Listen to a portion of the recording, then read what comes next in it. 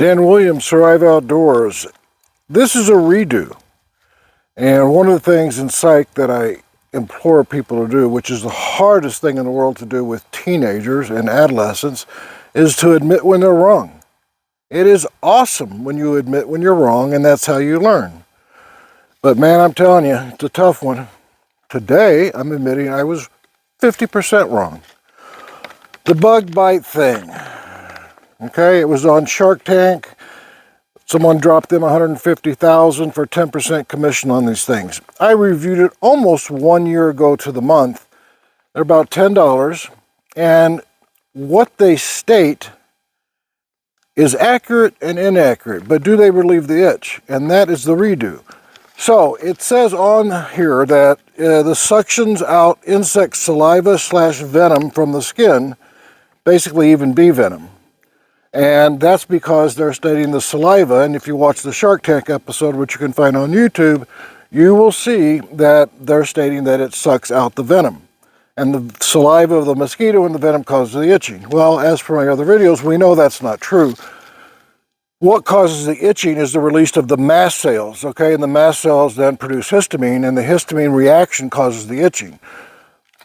However, with this little guy, they're saying it sucks it out. It does not suck out the saliva and the venom. It is instantaneous almost when you have that histamine reaction. So I have to know how things work, all right? And I'm looking at this and I'm going, my gosh, they got thousands of likes. There is no way. So I delved into it deeper. And I researched the closest thing to this, which is cupping.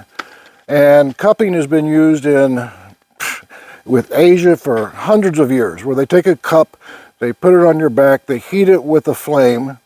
That's the first stage. There's a dry and a wet cupping method. The wet cupping, they actually make a little incision on your skin and they do the cupping. And you get these big round red marks on the back. And then I've seen many patients that come in and they've had this.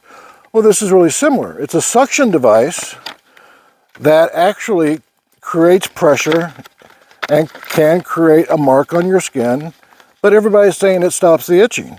It has this, let me just show you, it comes in the black, and then it comes in this white version.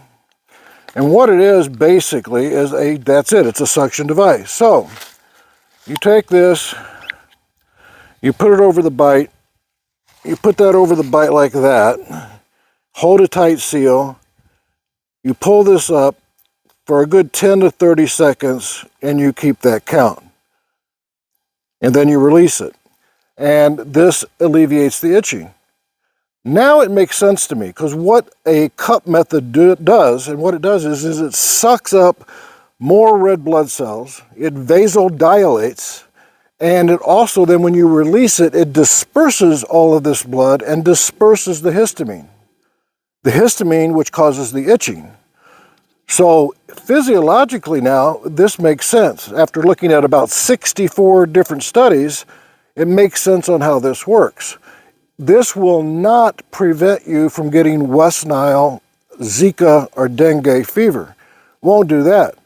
But that's not its purpose. It's very simple, it's innovative, it's cheap, it's lightweight, and I can understand now how it would stop the itching. So there you have it. The bug bite thing. Williams from Survive Outdoors eating 50% crow. I'll save the wings for you guys. And it works. It'll decrease the itching. But be advised, be careful, because it will not take care of West Nile or Zika or any of the mosquito-borne viruses. All right, bug bite thing. Try it. Take it, put it in your pack. Hey, keep your eyes on the horizon to face the wind. I'll see you next time.